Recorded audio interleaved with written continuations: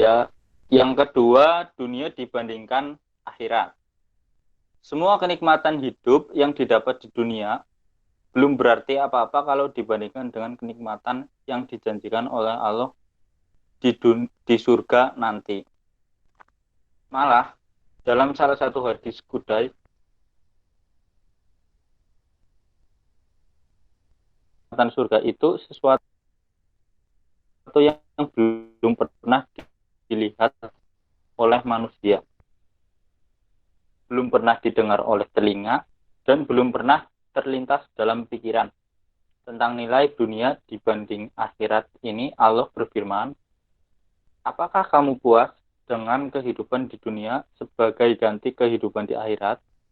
Padahal kenikmatan hidup di dunia ini dibandingkan dengan kehidupan di akhirat hanyalah sedikit. Quran surat At-Taubah ayat 38.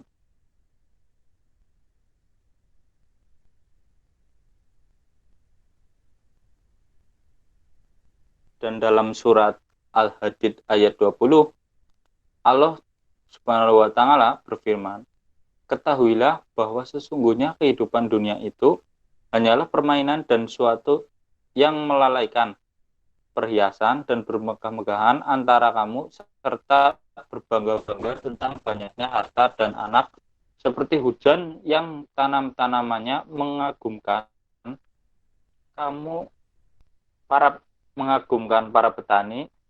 Kemudian tanaman itu menjadi kering dan kamu lihat warnanya kuning kemudian hancur. Dan di akhirat nanti ada azab yang keras dan ampunan dari Allah serta keridoannya, dan kehidupan dunia ini tidak lain hanyalah kesenangan yang menipu. Selanjutnya dalam surat Al-Kahfi ayat 45, Allah Subhanahu wa taala berfirman, dan berilah perumpamaan kepada mereka manusia, kehidupan dunia adalah sebagai air hujan yang kami turunkan dari langit, maka menjadi subur karenanya tumbuh-tumbuhan di muka bumi, kemudian tumbuh-tumbuhan itu menjadi kering yang diterbangkan oleh angin, dan adalah Allah Maha Kuasa atas segala sesuatunya. Selanjutnya, yang ketiga ada makna spiritual tentang kejayaan hidup yang akan dijelaskan oleh Mas Yofi. Makna spiritual tentang kejayaan hidup.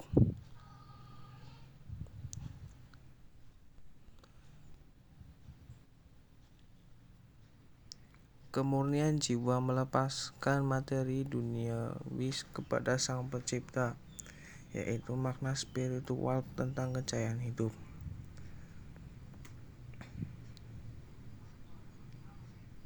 4. Ruang lingkup muamalah.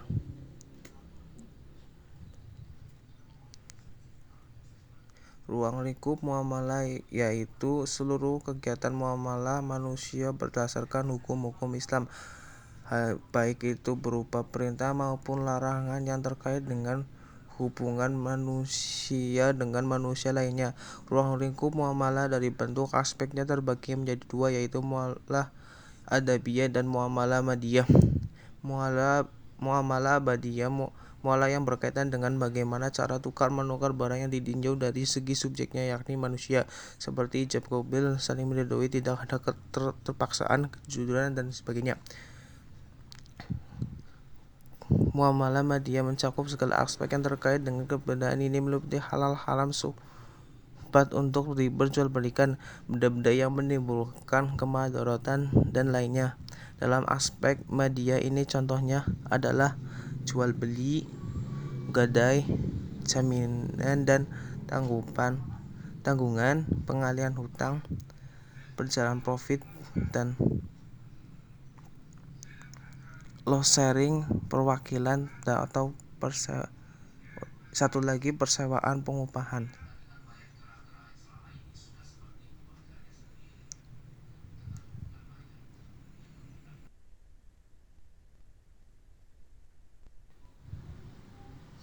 Selanjutnya, kelima, prinsip-prinsip bermuamalah akan dijelaskan oleh Mbak Devina.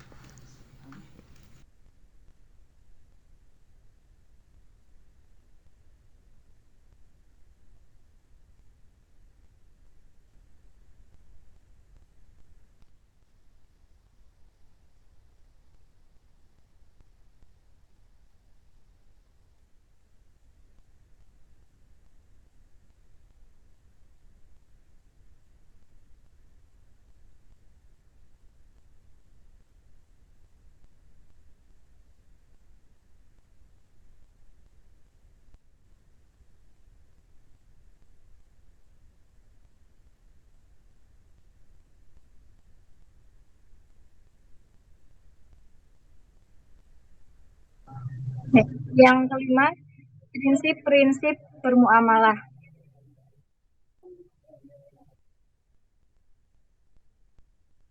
Yang pertama, pada asalnya segala bentuk muamalah adalah mubah atau boleh.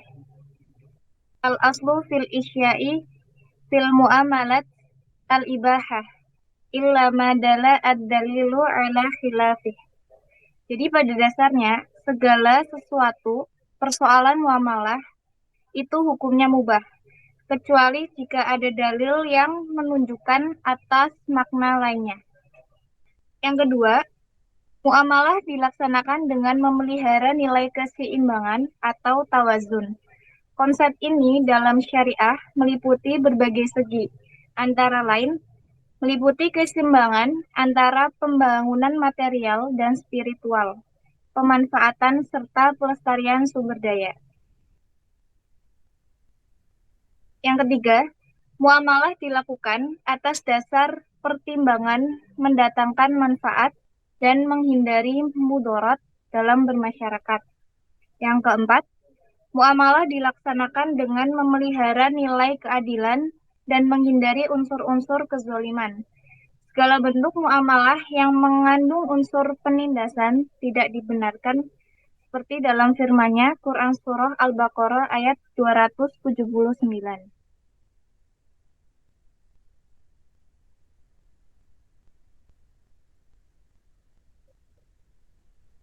Yang keenam, akhlak bermuamalah.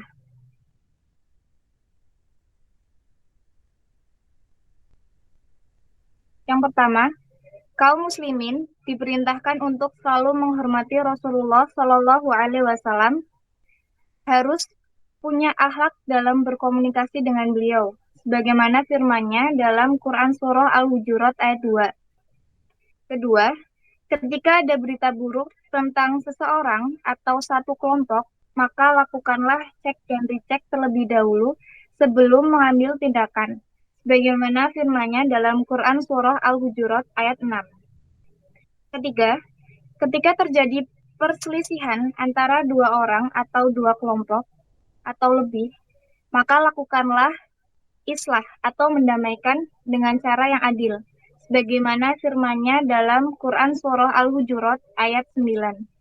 Yang keempat, orang yang beriman, baik laki-laki maupun perempuan, tidak boleh saling menghina dan saling merendahkan martabat antara yang satu dengan yang lainnya.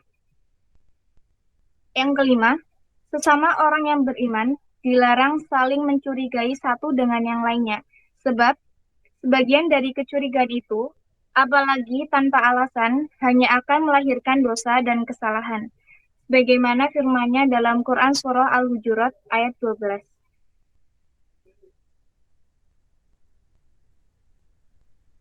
Ya, sekian dari kelompok kami pembahasan tentang muamalah. Kurang lebihnya kami mohon minta maaf.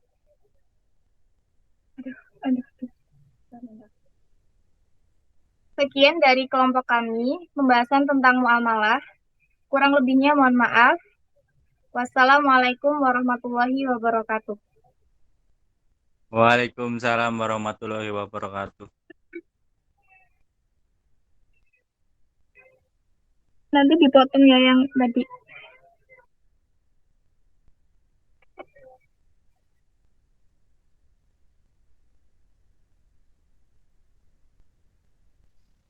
Gimana? Dicek lagi.